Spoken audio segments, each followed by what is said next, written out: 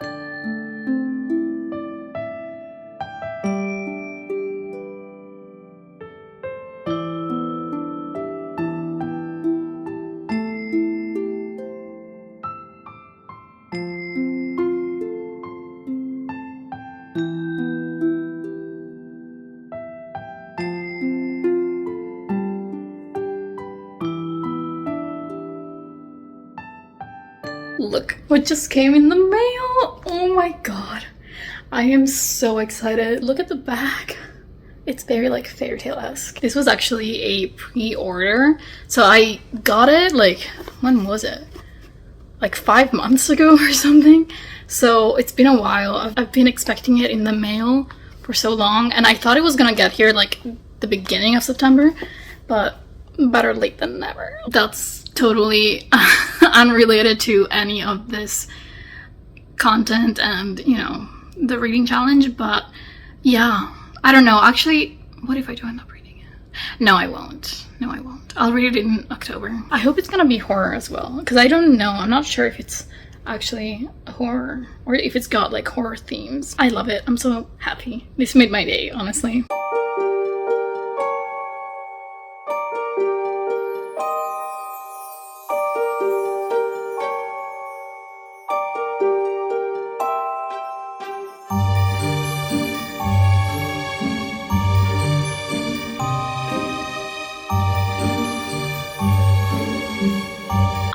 not update you yesterday, but I did finish Intimacies, and yeah, I mean, it was a reread, so I already knew I was gonna love it. My thoughts haven't changed since the first time I read it, and yeah, I finished it. I annotated it. I actually ran out of my pink tabs, which is sad, but yeah, anyway. I love it. It's amazing. I highly recommend this book. It's just incredible. I don't know, I'm different from the protagonist, but I also relate so much to her in some ways. And I don't know, I really enjoyed being in her mind and like observing her observations and her perception of the world. I don't know. I just highly recommend it. I just love it so much. And yeah, I don't know what else to say, honestly. But yeah, so that's that. I finished it yesterday, which was the 26th, right? Today's the 27th, yeah. So today I actually spent most of the day just studying, so I didn't read that much, but I actually did read a new audiobook. This wasn't originally part of my TBR, which is why I didn't really talk about it in my intro. I don't know why I said I didn't really talk about it. I didn't talk about it at all. But yeah, I realized that I still had to read like a dark academia book for the magical readathon, like the year-long readathon. So for September, the prompt is to read a dark academia book. So I realized that I haven't read one, so I need to read one before the 30th. So I started reading In My Dreams I Hold a Knife. Yeah, so far I am enjoying it. I don't know, it's interesting. I have read The Last Housewife by Ashley Winstead, and I really didn't like that book. It was so dumb, to be quite frank. I don't know, that's mean, but yeah, it was. Like the plots and everything, like honestly, I could probably rant about it. I don't know. Like I don't feel super passionately about it, but it was just such a half-assed book about cults. I don't know, like it's like the author didn't do any research about cults, but like just wanted to write about it. I don't know, I just didn't like it at all. I just felt a bit of trepidation going into it, but I heard so many people love this book. So far I think I might end up liking it. I think I'll definitely like it more than The Last Housewife, so there's that. And in case you don't know, it's basically about this woman who is going back to university for like a alumni reunion, and basically we know pretty much right away, like she had a tight group of friends in uni, like they were super close, but basically one of them was killed and another one of her friends within the friend group was the suspect, and he was tried for murder but ended up not being found guilty. But everybody pretty much thinks he's guilty, so he like lost contact with most of his friends.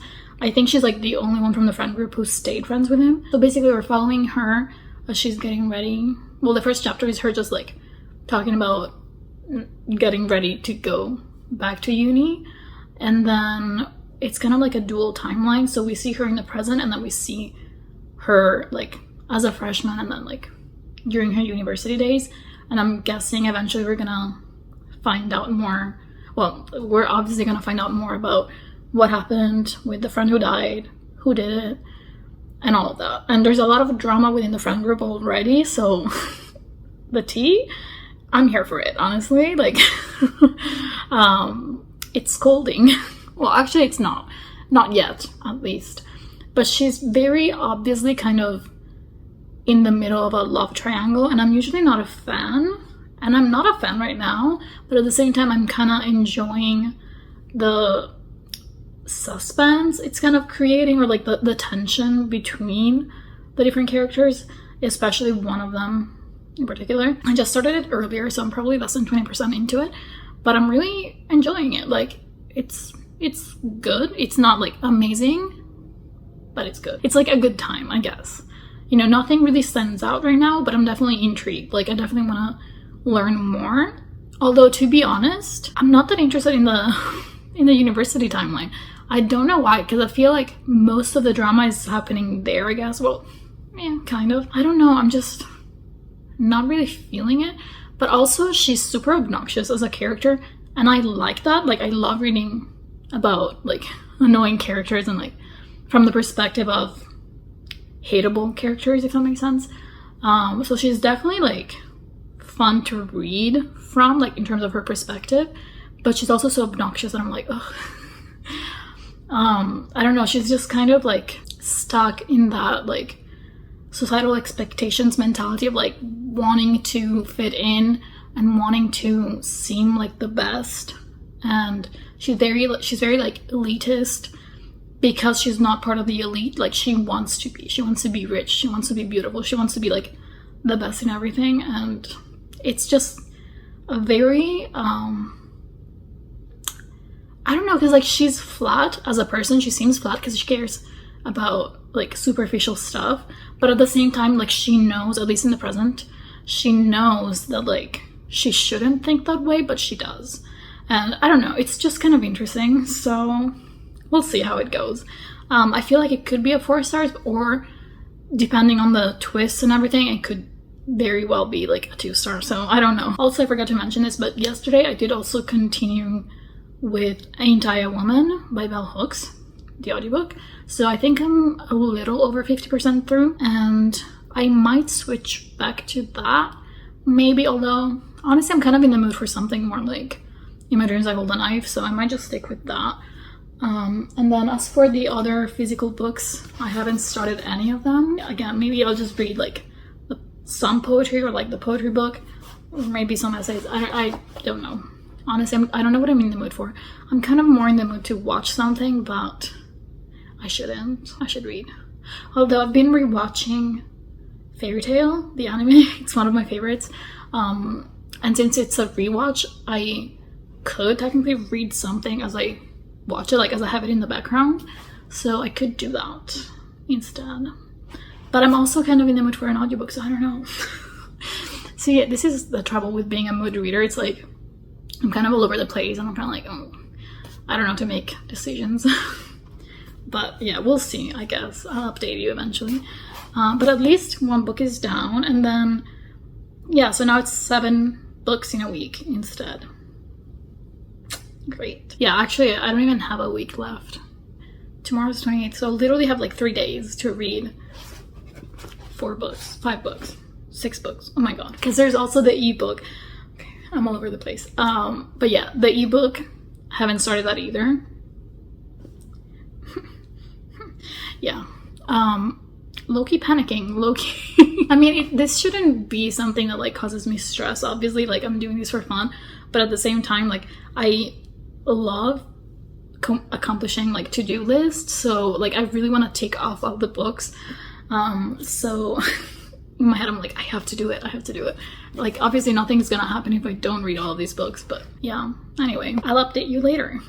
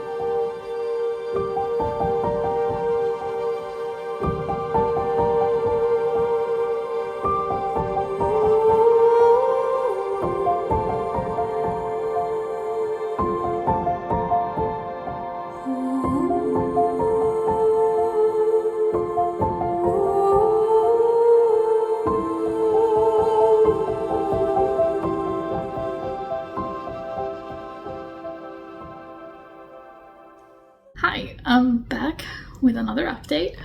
So it's day 3, day 4, it's day 4. Yes, I used my hands. Okay, so today I managed to finish, well, start and finish Come Closer by Sarah Gran. So I actually ended up reading the ebook and also listening to the audiobook. So yeah, it just kind of helped me focus on that. I'm officially done reading it and I loved it. It was a 5-star read. Honestly, that's exactly what I'm looking for in a horror book. Like, I felt like it had everything that I tend to like in a horror book. I love the ending. It's one of those endings that like may not be satisfactory or like satisfying for some people. Like, if you want a happy ending, then yeah, that's not that's not it. You're not gonna like it. But it's a good novella personally. Like, I feel like she really like created realistic characters and still managed to create a lot of like tense atmosphere, and just you can really see how everything escalates. And it is a possession story, in case you don't know. Honestly, I don't want to say too much about it because it is a novella, so like, you know, I don't want to spoil anything, but I really enjoyed it. I gave it a 5-star. I don't know if I already mentioned it. So I also did read some more of So Sad Today. So yesterday I managed to read the first 4 essays. Okay, so yeah, I finished the 4 stories yesterday, and then today I continued reading the 5th, because technically I did start it last night. I'm almost done with the 5th essay. But yeah, my thoughts haven't changed so far ish. I don't know. I don't know. I feel like I really need to finish the book before I can give my full judgment, because one of the stories did kind of, or rather, like, not just one of the stories, but like as I'm reading more stories or more essays, I should say, again, I keep confusing it with I Hold a Wolf by the Ears, which is the other book on my TBR, which is a short story collection, but these are essays, not short stories. But yeah, I don't know. It's, how do I say this? I'm kind of side-eyeing the author, but at the same time, I have so much respect for her for being so vulnerable and honest about her life and herself. And I don't know, like, obviously there is some like controversial things in here. Like, there are some controversial viewpoints, but at the same time, like, it does come from a place of honesty and from a place of, you know, she's just another human being in this society. She's a woman living in, you know, this society, so she's also affected and influenced by beauty standards, gender norms, you know, so on and so forth. So I don't know. I don't know how to feel about it just yet. But at the same time, like, I still do enjoy it. The essay that I'm currently reading, it got weird. A part of it is like literally just a transcript of like her sexting with this man. The shit they say to each other, like, I was literally laughing out loud because I was just like, I found it so cringy. And yeah, I don't know, it's like, it's almost hard to believe that like someone would act like she actually did that, and like, you know, that like these are real people, it's not fiction. And like sometimes I'm reading it and I'm like, oh, it's fiction, but like, no, it's not. So I don't know, I just feel a bit weird about it, I guess, but at the same time, like, I appreciate what she's doing. I don't know if that makes sense, but I don't know. I feel like it's kind of making me see the fiction book I read, Milkfed, kind of differently, because a lot of the protagonists, I don't want to say quirks, but, you know, a lot of like her personality traits and stuff like that, they're actually based off of herself, and it's pretty evident, it's pretty clear. So I don't know, because it's like, now it feels weird, because it's like, oh, so like is milk-fed about herself. Because like several things that the protagonist talks about liking or doing, it's like she literally talks about herself doing, and it's just like it's making it extra weird, if that makes sense. And I'd rather not have known that, to be honest. But I don't know. I mean, to be fair, there's always, I think, an element of oneself in the fiction you write as an author. I'm not an author, but I'm just, I don't know. I can kind of see that, but at the same time, I don't know. It does feel kind of weird. I'm probably not making much sense, but anyway, I will keep on reading this now, probably. But also I'm thinking I might actually, for real this time, get to read some poetry, because I still haven't started at all, and I really have been craving poetry, so I don't know why I haven't read any throughout this whole month, but yeah. So I think maybe I'll get started in this and not continue with this. And also another update, I did also continue reading Ain't I a Woman by Bell Hooks, and I am listening to it as an audiobook, as I mentioned in the intro. But yeah, honestly, like, I'm still really loving it. It's amazing. I do want to take it a bit slow with that, because obviously there's a lot of information that I'm learning, and I did take some notes earlier today, but I definitely want to like eventually get a physical copy so that I can annotate it. I love like listening to the audiobook, but at the same time, like I said, there's so much information that like I feel like these are the kinds of books that I need to read physically so that I can really remember what she's saying. Because like at one point I started talking to my friend about it, and already I was kind of like forgetting some of the points that she made. And you know, it's like, it sucks because it's like in my head I totally agree with a lot of the things she's saying, and like even prior to reading it, but then it's like hearing her talk about those things in such an eloquent way, I was like, oh, exactly, like I never knew how to put that into words. And yeah, I don't know, like I'm also learning a lot, but also just in general now, not being able to remember it even after I've read it, it's like is there a point to me reading it then if I can even recall the information, you know? But yeah, so I'm definitely enjoying it, but it's definitely gonna be one of those books that I'll reread. That's the update, I guess. But I think I'm like 74%, 73, 74% into it. So I'll probably finish that tomorrow because I have like 1 hour left, 1 hour, 15 minutes left. But yeah, I think I'll just read some poetry now.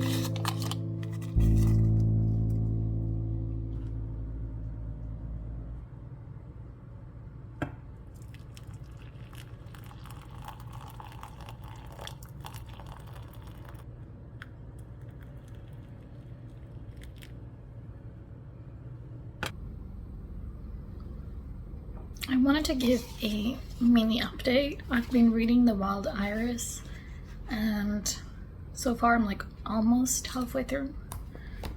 I am loving this so much. Like, I love most of the poems that I've read so far, and I've underlined so many quotes in pretty much like all of the poems. So yeah, I'm just really loving it. The only thing I've noticed that I don't like as much, and this is more of a personal thing, is that there are some poems that are about God and like religion specifically.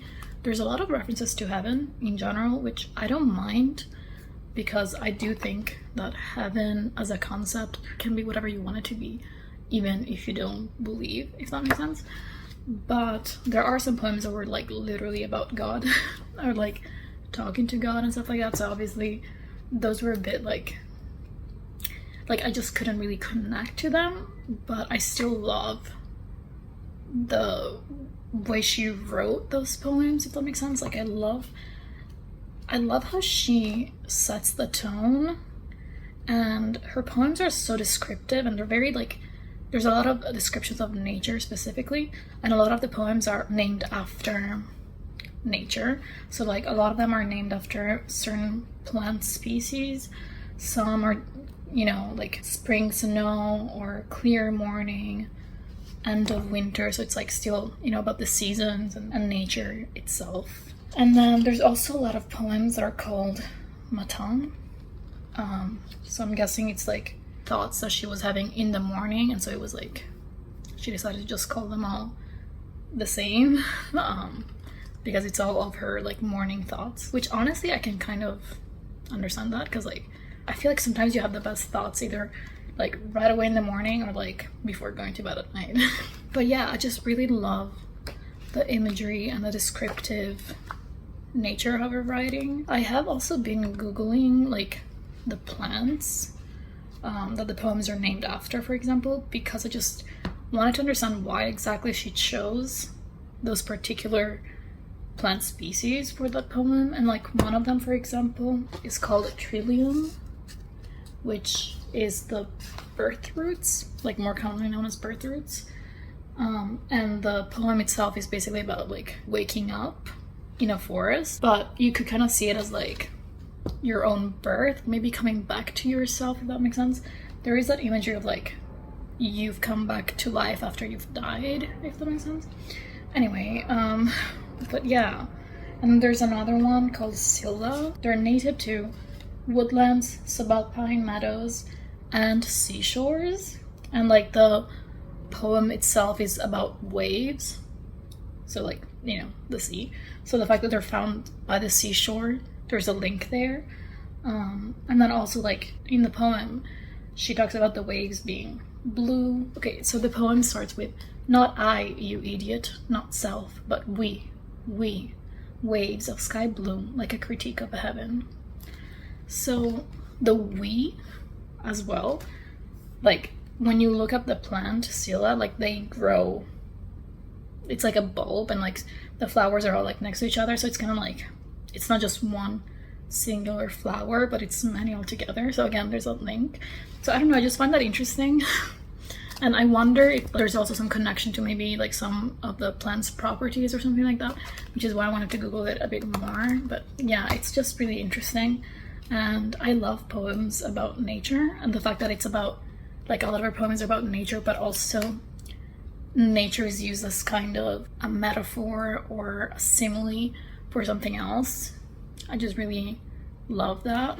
Like, some of them are about motherhood, some of them are just about like depression or just being sad. There's some like biblical references as well to like the garden of Adam and Eve and all of that.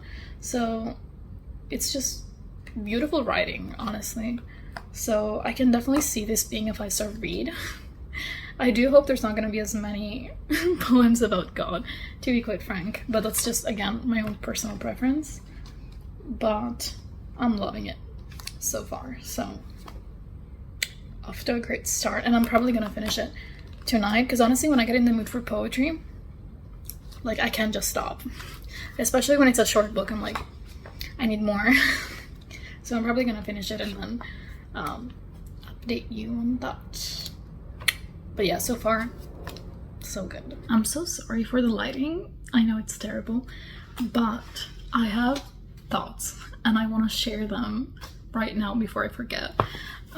So I'm not actually done reading it yet. Like, I have a few pages left, but like I said, I just want to get my thoughts out of the way.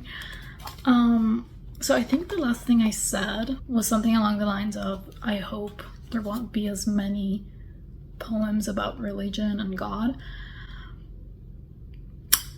Psych. Pretty much the other half of the book, because like I stopped at it was like I was almost halfway through the book, and the remaining half of like the poems were pretty much like almost all of them were about God and or religion.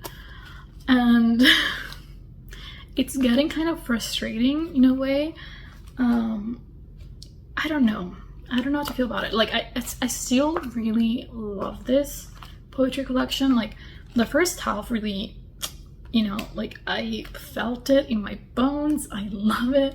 I was here for it. I still am. But yeah, like I said, like the second half of the poetry collection, like there was so much about God and, you know, like how do I know God exists and the meaning of life and is there a purpose? Okay, I'm gonna get a bit personal.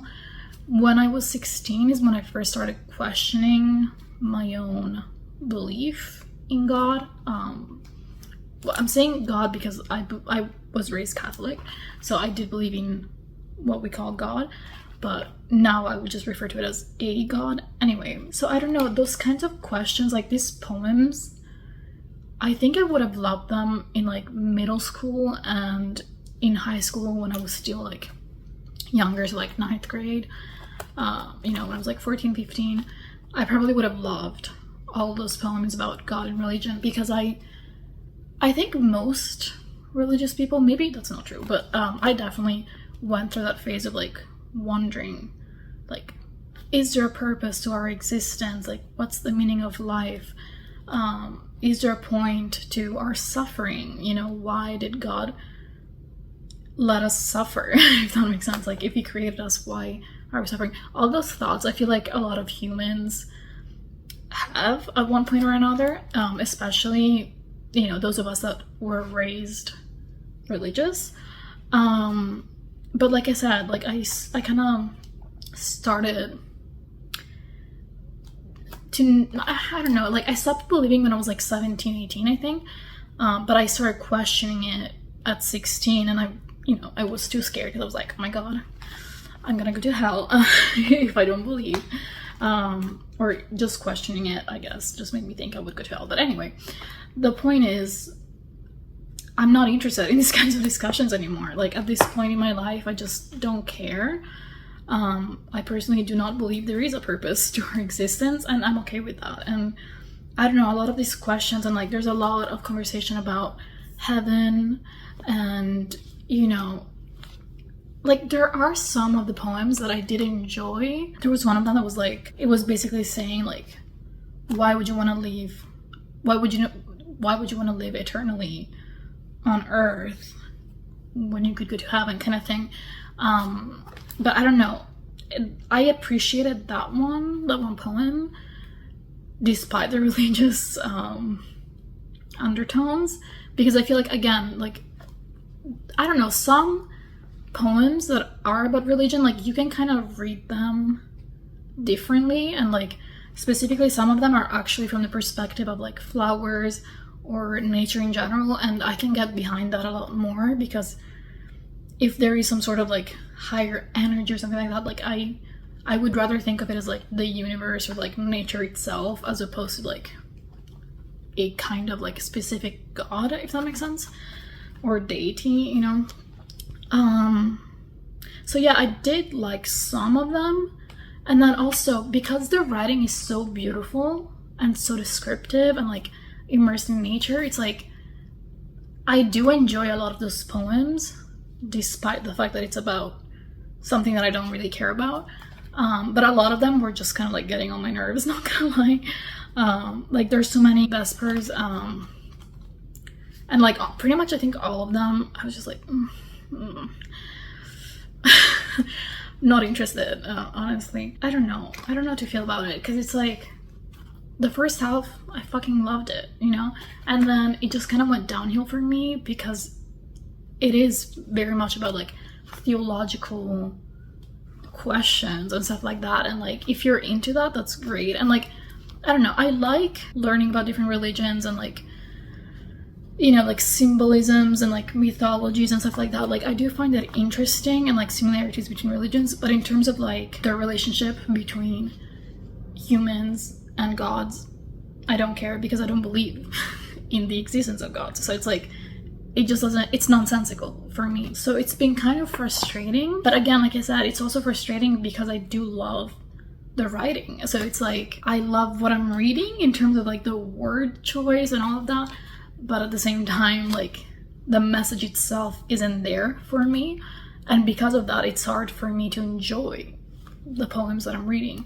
So I don't know, I'm kind of torn because now it's like, can I give it a 5 stars when I ended up hating or hating is a strong word, but I ended up like disliking a lot of the poems. If this was about literally just nature itself and like, I don't know, human feelings, then I would have fucking loved it. But the fact that there's so many poems about religion and God and the relationship between a human and a god, and like, yeah, I don't know. I will say though, on the other hand, what is really interesting about all those poems and kind of unique is that some of the poems are from the perspective of God, some of the poems are from the perspective of humans, and some of them are actually, like I mentioned earlier, from the perspective of like flowers, plants, stuff like that. And even those poems, like they will reference or like be referring to religion, but again, it's like kind of easier for me to read those because it is from the perspective of nature. So again, it's like I can kind of not think about the religious aspect and just kind of think of like nature talking to humans, if that makes sense. But yeah, so it is unique in that sense. Like you get this kind of conversation between God, humans, and nature, but again, it's just not what I'm interested in. So it's just kind of like, I don't know, it's kind of sad because I was enjoying it so much and I was really like in the mood for a lot of these poems, and like once it started being a lot more heavily like religious focused, that's when it kind of lost me, and I just started kind of feeling like annoyed in a way. So yeah, that's my thoughts so far. She's such a talented poet, and like I definitely do want to read more from her anyway, but I do hope that like there won't be as many poems about religion in her other poetry collections. I don't know if it's something that like is wildly known and I just wasn't aware of it, that like the Wild Iris is about religion. Like I had no idea because I didn't know much about it going into it. I don't know, I'll finish reading it, and once I'm done I'll see how I feel. I'm really hoping that at least like the last poem is gonna be one that I love, just because I don't want to end the book on a bitter note, because the way that I feel after I'm done reading a book, like it does affect my overall like feeling of the book, if that makes sense, like how I feel about the book and how I'm gonna rate it. And you know, yeah, I'll get back to you once I finish it. Hi, so it's now day 5, and yesterday I did not come back to share my thoughts on the Wild Iris because I decided that I wanted to sleep on it, and so I'm gonna share my thoughts now. So I did finish it last night. Yeah, so not much has changed in terms of my thoughts on it since the last time we spoke. But I will say, when I was done reading it, I don't know, I still felt very much like torn in terms of how I feel about like my overall reading experience, my, you know, reading enjoyment, and how I feel about the poetry collection. So like I said in the previous clip, I did really love the first like half of the poetry collection. A lot of the poems, a lot of my favorite poems are like in the beginning of the book, but I did still find a lot of like beautiful lines that I ended up underlining in a lot of the poems all throughout, including the ones that are about religion. But yeah, in the end I decided that I'm gonna rate this 4 stars, and that's because honestly I feel like it wouldn't be fair to rate it any lower. I don't know, I just cannot bring myself to give this poetry collection a 3 star because the writing itself is just so beautiful, and I definitely want to read more Louise Gluck poetry. I was thinking about other poetry collections that I've read, and I thought of one in particular where like I think I ended up giving it a 4-star, but maybe it was a 3-star. I can't remember exactly. But that poetry collection, like I remember feeling like it was okay. Like there were some poems that I liked, but there were a lot of poems that were just kind of like meh. You know, I just kind of felt neutral about it and was just like, yeah, whatever. Whereas with this one, it's like there were some poems that I loved, some that I liked, and then some that I really disliked. But like even the ones that I disliked, I still really liked the writing itself. So I don't know, that's why I feel so weird about it, because it's like in comparison to that other poetry collection, like when I think back on that poetry collection, it's very, I feel very neutral about it because nothing really stood out too much. Like even if there were some poems that I really did like, as a whole I was just kind of like whatever. I need to look back on my rating for that poetry collection because I feel like it would be weird to give 4 stars to both when in my mind, like as a whole, I kind of think of this as like much better, if that makes sense. And that just like got me thinking about like how people in general rate poetry collections or like short story collections, essay collections, like stuff like that, because I know that for me, I just kind of go on like my overall vibe. Like if I think of a specific, like for example, short story collection, and like as a whole I have really fond memories and good memories of that, you know, collection of short stories, or you know, a poetry collection, whatever, I give them higher ratings than I would, for example, other kinds of like collections that maybe had in theory more stories that I enjoy, but as a whole I just feel kind of neutral about, or maybe I don't even think about at all. Am I making any sense? Because I've seen some, you know, other YouTubers or like in general people, even on Goodreads, like they will rate each, for example, poem or short story or essay, you know, they will give it a rating out of 5 stars and they just kind of average it and then that's their final rating. But like that's not really how I do it, if that makes sense. I just wanted to kind of like talk about that because it's just interesting, I guess. It's just different ways of rating, you know, poetry collections, short story collections, so on and so forth. But yeah, so I'm giving this a 4 stars and I definitely want to read more from Louise Gluck, like I said.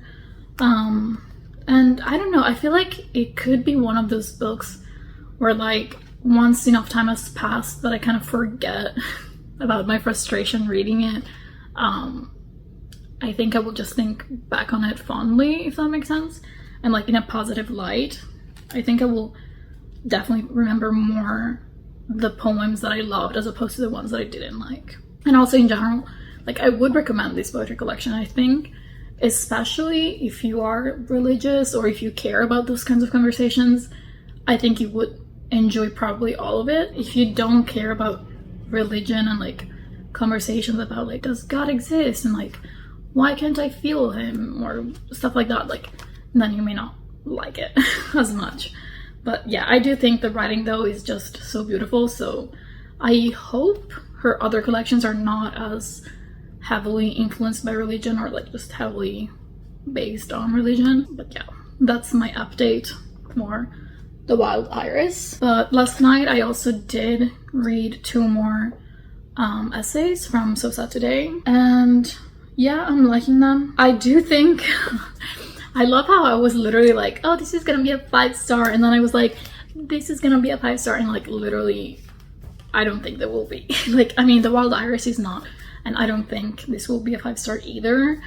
I don't know, I feel like maybe these essays are a bit too personal. Like they're very much about like her life, so I don't know, to a certain extent it's like there are some things in here that I think a lot of people can relate to, especially women.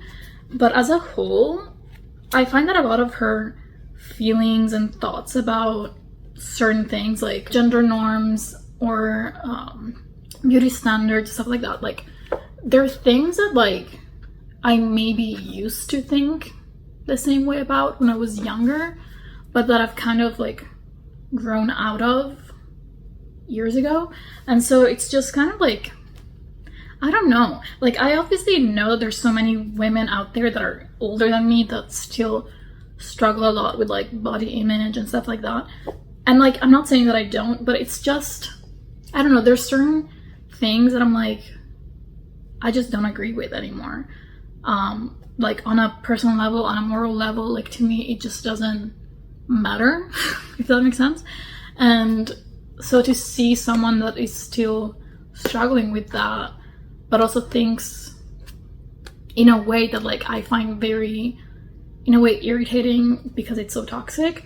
And like she knows it's toxic, but at the same time, it doesn't seem like she's doing much to kind of change that. So I don't know how to feel about it.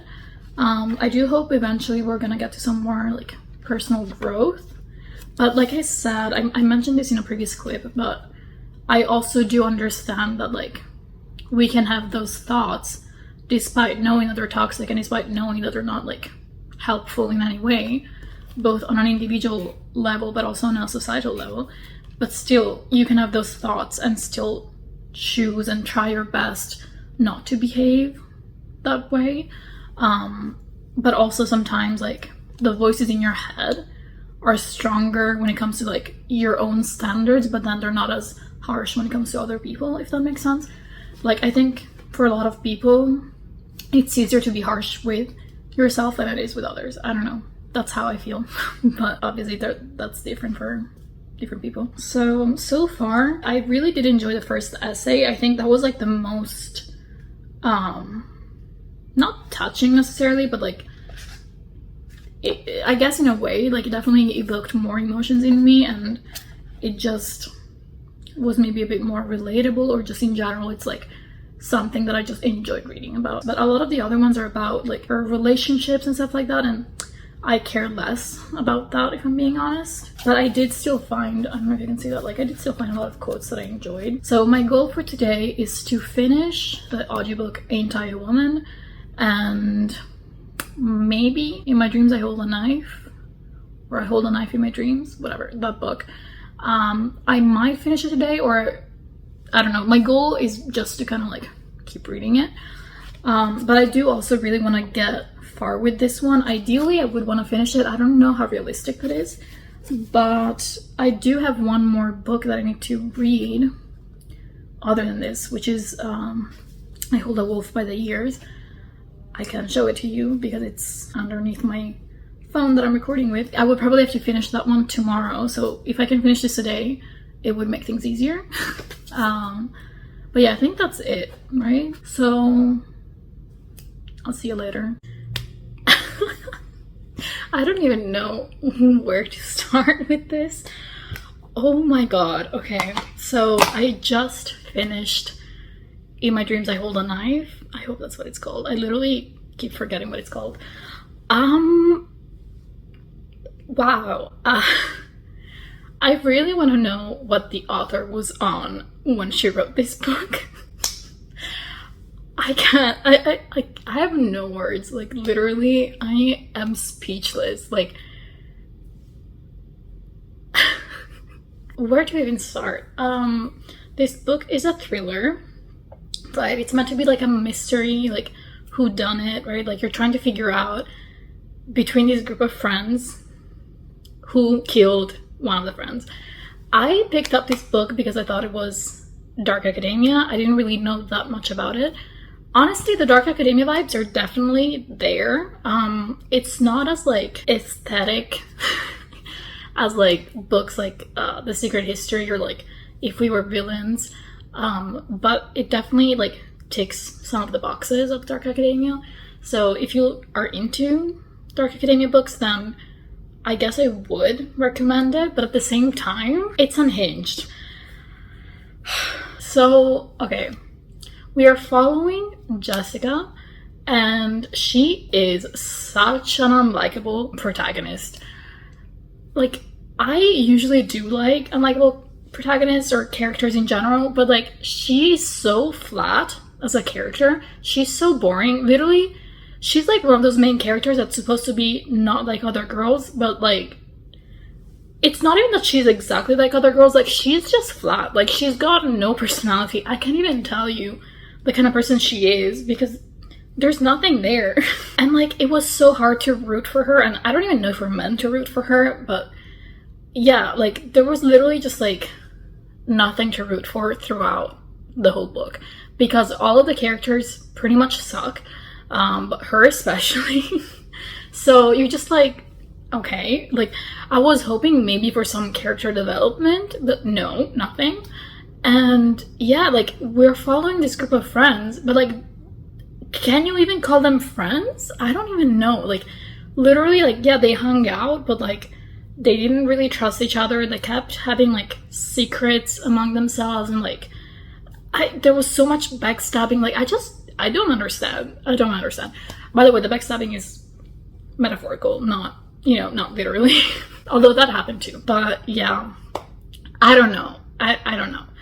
I don't know how to feel about it. Because like I've seen so many people rave about this book. I've seen so many positive reviews, and I'm like, how? Like how? Literally at one point, I think I was like 50% through, and like this scene, like this incredibly wild, unhinged scene happens, and I was just like, in what fucking world? Like this motherfucking, like one of the characters, this is not really a spoiler, one of the friends of like one of the people in the friend group, he is like a university dealer. Like he sells pot and like, I don't know, some like not hardcore drugs, but basically he decides that he wants to stop, and then these two people are like, I don't know, I guess we're meant to be like gang members, I have no fucking clue, but like they break into his house with a fucking machete. Like what? What?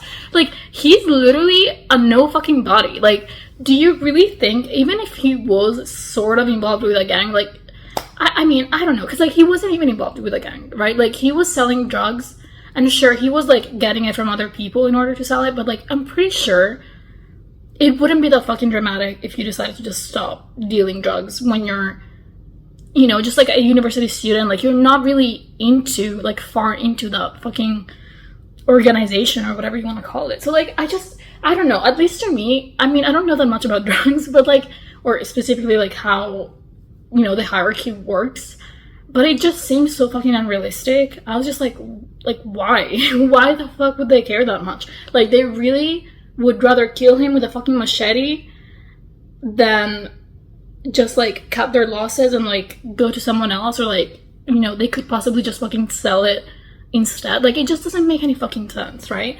And there were so many scenes like that where it was just like so melodramatic for no fucking reason. Like I felt like I was in a fucking fever dream. Like what is going on?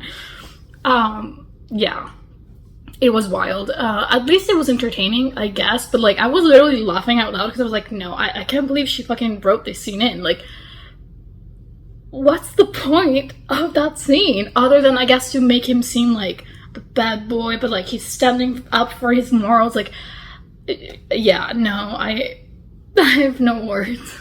And honestly, this happened all throughout, like in general, and even with the characters and their like personalities. Again, like they felt so fucking flat, just like the protagonist. Like they were all so two-dimensional, and like she tried by inserting certain lines here and there to kind of make it seem like, oh, they're so deep, like they're so nuanced. No, they're fucking not. Like no, they're fucking not. They're basic as fuck. So like towards the end, again, this is not really a spoiler, so, you know, just in case anybody wants to read it, but the protagonist is talking about another one of the friends and herself, and she says this line that's like, I guess I'm not a good person, but at the same time, that's not true. I am both good and bad. Like, it's not word for word what she said, but it's like, good job. Like, you realize the world isn't black and white, okay? But also, yeah, you are a shitty person. Like, I don't know. I just don't know how to feel about it, because, like, truly, the characters were not fleshed out at all. Again, they just felt flat. They felt unrealistic. Like, even the friend who's dead, right? Like, you would think we would be made to feel something about the character's death. Like, if you think of other books like If We Were Villains or The Secret History. Like, at least in those books, when the character that dies, like, you do get to see them, right? And you get to see the friend group interact, and you get to see the different dynamics, and the characters feel fleshed out and realistic, right? And, like, you care to a certain extent about each individual, and, like, you understand what individual is like. But in this one, it's like she tried to do that, but completely failed. I just felt very disappointed. But also it was like a wild ride, but like not even in a fun way, but it was just like, what is going on? Yeah. So many like cliched characters as well, and I don't know, like it could have been good. It could have been good. The idea was there, but the execution lacked. And honestly, it seems to be a pattern with the author Ashley Winstead, because I read her other book, what's it called? The Last Housewife, and honestly I kind of felt similarly, where it was like there was potential, like the story itself could have been good, but the execution was so fucking bad. Like, again, with the unrealistic characters, like it's like she doesn't put in any effort to look up like how the real world works. Like, for example, in The Last Housewife, it was about a cult, but like it's like she literally didn't even look up how cults work, right? Like, she wanted to make it about a cult, but without any depth and without any, like, realistic reason for those characters and protagonists to join the fucking cult and everything. Like, I don't know. It was just lackluster, right? And it felt the same way in this one, where, again, with the drug dealer scene and with, like, some of the other scenes where you're like, I can see what she was trying to do, but at the same time, it just failed so badly. Like, she just failed at doing what she wanted to do. And it was just frustrating. So I don't even know how to rate this book, because it's like, it was sort of fun in like a I'm laughing at the book, not with the book sort of way. But at the same time, it's like, I kind of wish I hadn't wasted my hours like that. I don't know. I'm definitely not reading any more of her books. Honestly, like, we're not a match. I do not like the way she writes, like, her characters and everything. Like, it's too melodramatic, it's too flat, it's too superficial. It's like she tries to be deep, but, like, fails every single time. It's just not for me. It's not for me. But yeah, at least I finished it, I guess. It was mildly entertaining. It was entertaining. Okay, I'll give it that. It's entertaining. If you just want to laugh, like, if you want, like, an easy book to get through, I think listening to the audiobook would do that for you. I don't know if reading it physically would, to be honest. I don't know if I would have been as interested, and I don't know if I would have DNF'd it if I had picked it up physically, but the audiobook was nice. Like, it was good to listen to. So yeah, that's how I spent 4 hours of my day. And I'm never getting back those hours, I guess. Yeah, now on to my other book. I do want to continue reading So Sad Today. I think I might also start I Hold a Wolf by the Ears, because I kind of want like a reprieve from So Sad Today. Because, I don't know, after this disappointing read, I don't know if I want to read something else that's gonna make me feel kind of, I don't want to say icky, but yeah, kind of like, unsure, you know? I just want to read something that I think I'm gonna like. So I think this is what's gonna do that for me. I hope. Honestly, like, all of these reads, like, I thought they were gonna be 5 stars. Well, maybe not this book, I Hold a Wolf by the Ears. Oh wait, it is actually called that. Okay, I thought I was mixing up In My Dreams I Hold a Knife. I thought I was gonna say I Hold a Knife by the Ears. Anyway, what is wrong with my head? I think reading that book made me lose brain cells. That's why I'm delirious right now. But anyway, at least it was fun, I guess. You know? Let's look at the glass half full, you know? It was fun. Anyway, I'm off to reading some more. And I think I'll just like put on a movie or something just to keep me company. But oh my god, that book, Like, I knew going into it, it was gonna be wild because of the previous book by the same author that I read, but like, I was hoping, against all hope, that I would actually like it, because I heard so many people talk so positively about it, like so many people loved that book, and I was just like, I didn't understand what people saw in it. I truly do not understand. I feel like it's mean to say, but like, this is kind of why I don't like thrillers. I feel like every single time I read a thriller, this is exactly how I end up feeling. I feel like constantly, like, they're all just like failures in my eyes, in the sense of like, none of the thriller books I've read so far have ever given me anything. Like, I just feel like it's always meh, like just very neutral, very like lackluster, yeah, kind of unnecessary, to be honest. But yeah, it did not deliver. It did not deliver. Anyway, I'm done ranting, I guess. Honestly though, I was actually so disappointed when I went on Goodreads and all I could see was 5 stars reviews. I was like, I need someone with sense in here, okay? And I did see actually Katie Colton's review, and I fully agree with what she wrote. I was just like, what the fuck is going on here? How are people liking this book? And also, like, side note, there's a love triangle in the book, and I'm like, why? And one of the characters that was part of the love triangle, like, eventually you actually find out more about, like, the motives and stuff like that. But the other one, I was just like, what do you see in her? Like, truly, what do you see in her? Because, like, there is nothing there. Like, there is truly nothing there. Like, she's so superficial. She cares about, like, superficial things. Like, she's just basic as fuck. But, like, not even in, like, a basic girl kind of way. Because, like, there's nothing wrong with being a basic girl. But, like, she's just basic in the sense of, like, she's just flat. Like, she's a flat character. Like, there's nothing to root for. I don't know. At least in my opinion, she was not fleshed out at all. You know, it's like, if you're gonna make someone suck so bad, like, I don't know, at least make them a bit more morally gray, but like in an interesting sort of way instead of a boring sort of way. Okay, I said I was done ranting, and then I just continued ranting. I'm done, truly. I can't wrap my head around that book. Like, truly, when I say it feels like a fever dream, it feels like a fever dream. I'm done. Okay. I think I'm just gonna go watch my movie and read some more.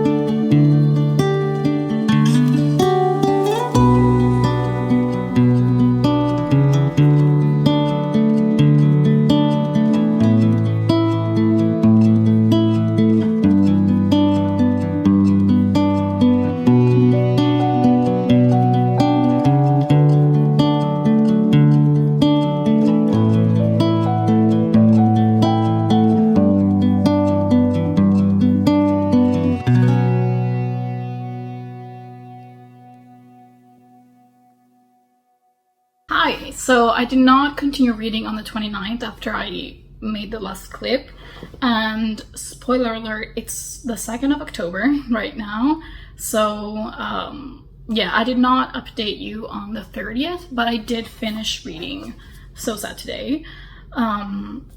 Yeah, I will give you all my thoughts on this later, but before I do that, I just want to go over my TBR and the challenge as a whole. So my original TBR consisted of 6 books, 4 physical books, 1 ebook, and 1 audiobook. And then I did add like an extra book. But the challenge, the original challenge, was to read 6 books in 6 days. And technically, I did win the challenge. I mean, I'm actually surprised. To be honest, I was not really expecting to achieve the challenge. But yeah, I did. Although, to be fair, I technically did not read the 6 books that were part of my initial TBR. I only read 5 of those books, and then I read the extra book. So out of the original 6, I did not read I Hold a Wolf by the Ears by Laura Vandenberg. So honestly, I'm not too upset about it because I am planning on reading this month, which, you know, it's October, it's Halloween season. This is a horror short story collection, so what better timing? Yeah, so hopefully I will actually get to read this because I have been looking forward to this for a long time. But yeah, so I did not read that one. And before I give you, like I said, my thoughts on the last book I read, I'm just gonna go over all of the books, and I won't go into too much detail just because I've already spent this whole video talking about all of these books. So yeah, I'll just kind of give you a recap. I do have notes here. Sometimes I can be organized. But yeah, so the first book I read is Intimacies by Katie Kitamura. This was a reread for me, and I read this book for the first time in March of this year, and my thoughts, my feelings, my rating of this book have not changed from, you know, the first time that I read it. It is one of my favorite reads of the year. I gave it 5 stars when I first read it, and I still gave it 5 stars now. I recommend this book for anybody who really loves literary fiction with no plot. Like, those are my favorite kinds of books. If you like sad girl books, I think this would also kind of classify as that, although the protagonist is not depressed technically, but she is feeling really lost in her life. She doesn't really know what her future holds for her. Everything is kind of unsure for her, like literally from her job to her romantic relationship to her friendships. She's just kind of feeling lost. This book focuses a lot on morality and ethics. The protagonist works as a translator. Are they called translators? She works as a translator in the International Court, which is in The Hague in the Netherlands, and that is an actual place, by the way. So she basically has to translate for a lot of terrible people because in that International Court, they only prosecute like really bad crimes committed by terrible people in power, and mostly from African countries, which is another point that is brought up in the book. A lot of the focus is on morality and ethics, and also language, because she is a translator. She is multilingual, so of course language is also a big part of the book. And this is kind of unrelated, but in terms of like my own annotations, I did dedicate like a collar for language, and then there was a collar for the court related, you know, system, like how the court works, lawyers, prosecution, all of that, because I found that really interesting. I did also have another collar for morality and one just for the general quotes or moments that I loved. So yeah, that's, you know, just in case you're interested. But there is also a lot of focus on just like relationships in general and human beings in general. The protagonist is a very observant person. She's very introspective. It is written in first person, by the way. So we're in her head, and she just like observes other people, both in her workplace as well as outside of it.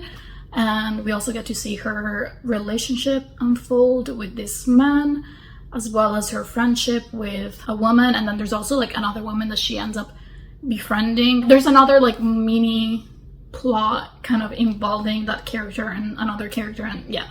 Anyway, I don't want to go too deep into it, but yeah, there's a lot of focus on a lot of interesting topics in here, and I think a lot of people would get a lot out of it.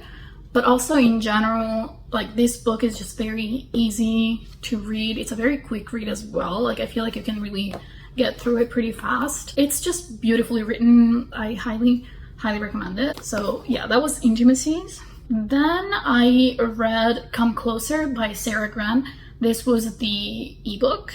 And again, this is another easy, quick read. It is a horror novella. It's a supernatural possession story, so if you're into that, then I do recommend you read this if you haven't already. Personally, I'm not usually super into the possession story, however, this one was done really well. I actually did give it a 5-star rating as well. I feel like it does what it sets out to do. I think the novella really, at least for me, ticked all my boxes. Like, it was just the perfect novella. I did love the ending. I mentioned it previously. And I also mentioned how, like, the tension and the horror elements within the story, like, they really escalate as the story progresses. And eventually you do reach the climax and you're like, shit, I'm so eloquent. Wow. So eloquent. But yeah, and then the ending is like, for me, it was perfect. I loved it. It's not a happy ending though, so keep that in mind. Again, if that's just something you don't like, then you're probably not gonna like this. I don't know, it did everything that I would have wanted it to do. I don't have anything else to say about it. I loved it. Like, it was great. Then I read The Wild Iris by Louise Gluck. Honestly, again, there's nothing to say about this poetry collection that I haven't already said. Like, I went on and on about it, maybe way too long. I liked it, I didn't love it, but that's on me because it's just, I don't know, I didn't love the content, but I love the writing, so I am hopeful that I will find a Louise Gluck poetry collection that I will love, hopefully. But I definitely do recommend her poetry though. Like, it's beautiful. Her writing is beautiful. The imagery is rich and descriptive. It's everything that I love about poetry, honestly. I really love the beautiful descriptive imagery, especially when it's about nature. Yeah, it is very religious focused, specifically Christianity focused. So if that's something that bothers you, kind of like how it bothered me, you may not really love it. But again, I do think that the writing is so beautiful that regardless of the religious content, I think it's worth reading. I'm done talking about it. I'm done. Okay, so then I read In My Dreams I Hold a Knife by Ashley Winstead. This book, again, I feel like I've said enough. I've said a lot. I've said a lot about this book. I don't think I need to reiterate anything.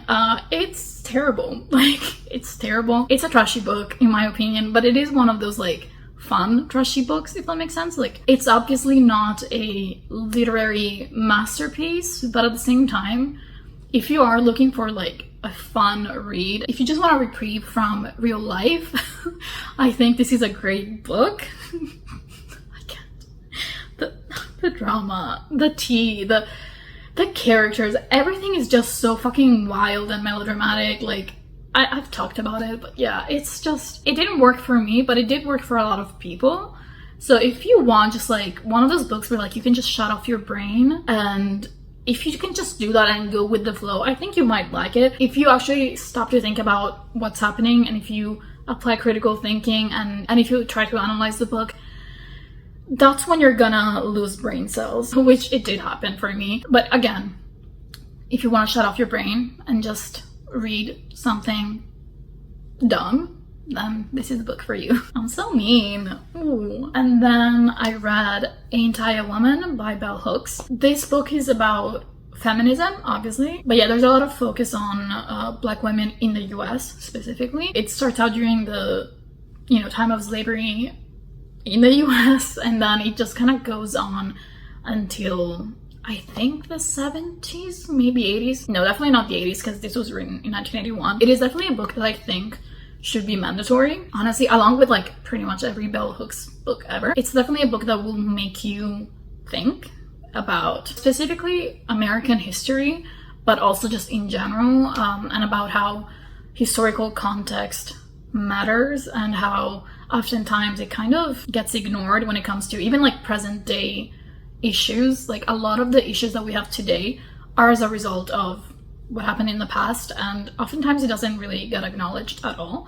So I don't know, I think it is definitely a very interesting, informative read. It is flawed, which is fine. Like I think she wrote, like Bell Hooks herself wrote a preface later on, because like I said, it was published in 1981, but then it got republished, and she wrote a preface where she does talk about how, you know, she obviously wrote it back in the day, and although she may not agree with like everything she wrote in it, like she still didn't want to change it. So yeah. And I mean, I think in general, when you're reading any book, you should activate your critical thinking. So obviously some of the things that are mentioned in there that she talks about may not be 100% accurate, and that's okay. That was like her interpretation in a way. And I think there were certain subjects where like she just kind of like rushed it, like where she just kind of like mention something, or she would like say something about it really quickly but then kind of move on and not explain what she meant. It just kind of like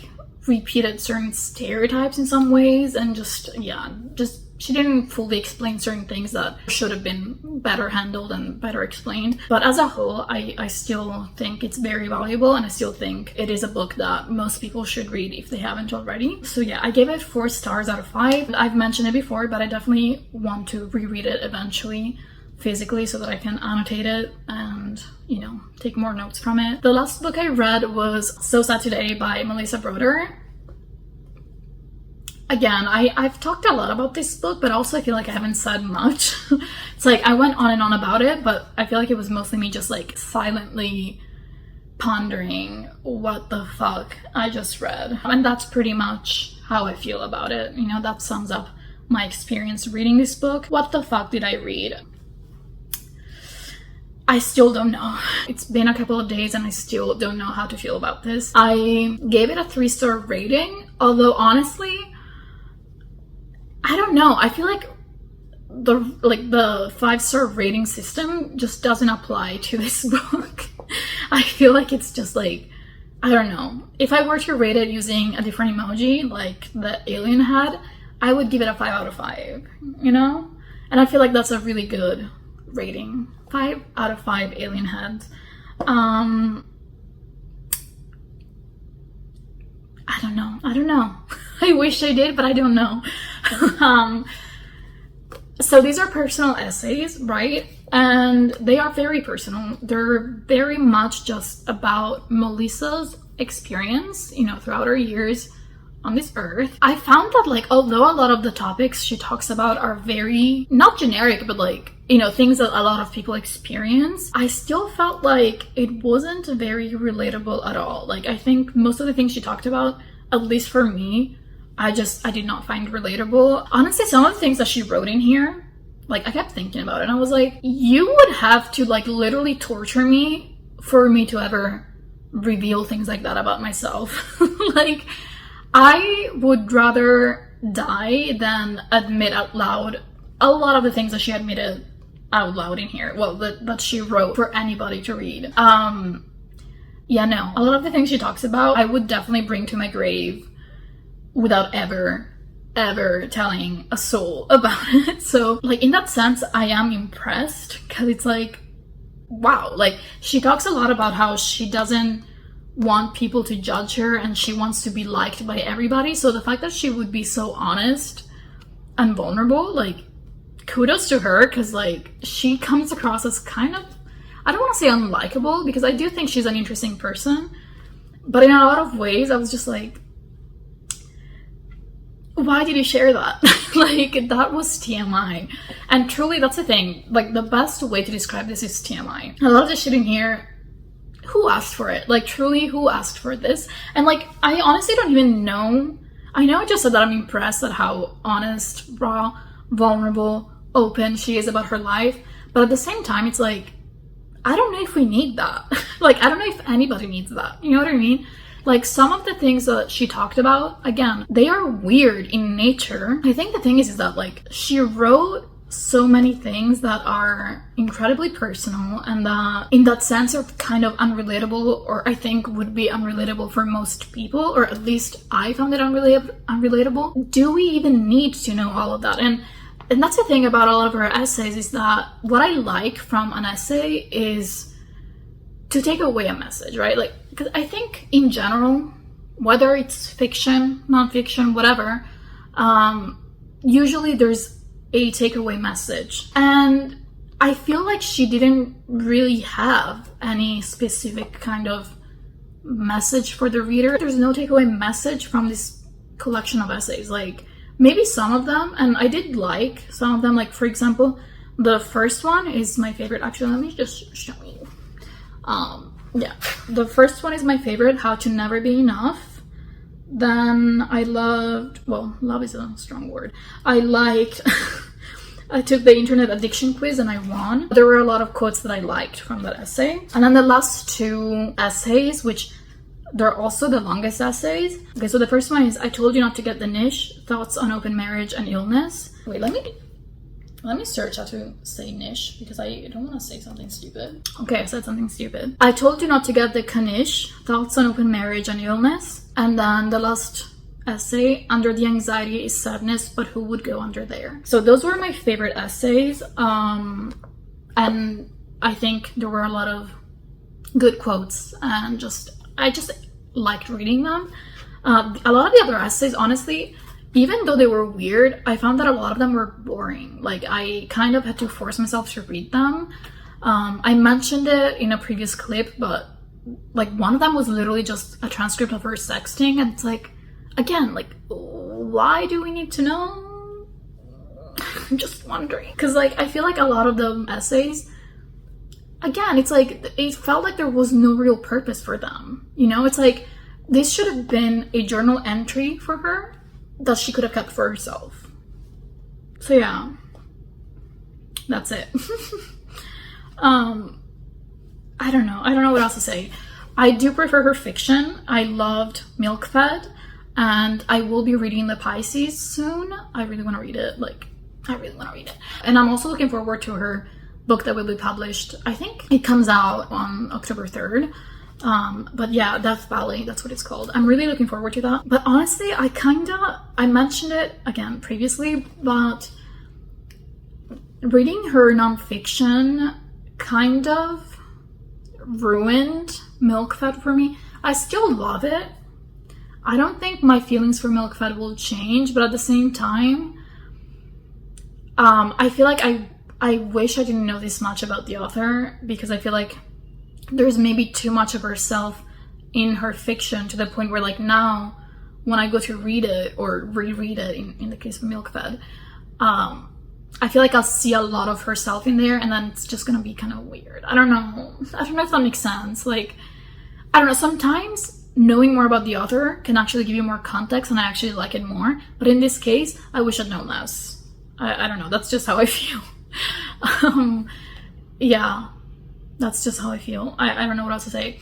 Because I feel like a lot of the messages that I took away from Milk Fed, I feel like were kind of ruined because of So Sad Today. Okay, I had to interject because I'm just now editing, and I really did not explain what I was trying to say. Like, I didn't explain it well. So what I meant, or what I was trying to say, is that I felt like some of the takeaway messages, or my takeaway messages from Milk Fed, were kind of contradicted in So Sad Today. The reason being that, like I mentioned, the protagonist in Milk Fed is very much inspired by Melissa Broder herself in a lot of ways. I think Melissa wrote that book thinking of herself, if that makes sense. Or at least the protagonist. I think that's why it just feels kind of bittersweet for me, having read So Sad Today, because it almost felt like what I thought Melissa was trying to say in Milk Fed, I kind of felt like, I said again, it was contradicted in So Sad Today. However, something to keep in mind that I wasn't really thinking about when I was talking about it is that So Sad Today came out in 2016, which means that, like, those are essays that she probably wrote, you know, earlier. Milk Fed, I think, came out in 2020, maybe 2019. Either way, it came out after So Sad Today, so it is also possible that the author herself, like Melissa Broder, she, you know, grew as a person, or like she changed her opinion on some things. Like, that's obviously very possible, very plausible.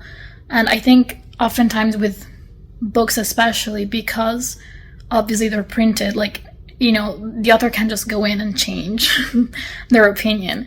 I mean, even on the internet, it's kind of hard to do that, because like if you say something publicly, then people will kind of take that as like your opinion forever. But especially when it comes to like print, obviously you can't really change it. So yeah, that's just something else that obviously I wasn't really thinking about. There is a possibility of like she just changed as a person, and like maybe milk fat was her way of exploring some of the topics that she talked about in So Sad Today, but like maybe done differently and like in a fictionalized content. But yeah, I just needed to kind of clarify. That's what I meant. I don't know how I feel about it. Like I said, I just don't know how to feel about it. Like, part of me is like, you should read this book just for funsies, but then part of me is like, don't read this book. Like, if you want to read her fiction, don't read this. Or maybe do, I don't know. Like, a lot of people on Goodreads were giving it really good ratings, so maybe it's just me. I don't know. Because I do love weird books. Like, I loved Milk Fed. But like, this is just too personal. Like, I do not want to know this much about a person. That's my overall thoughts on So Sad Today. It's just fucking weird, which we already knew. But yeah, that's it. I accomplished my challenge though, so I'm happy about that. I managed to read 6 books in 6 days, so, you know, I'm proud of myself. I didn't think I would actually do it. And yeah, I'm looking forward to October. I'm so excited because I will be reading so much horror. That's it. Bye!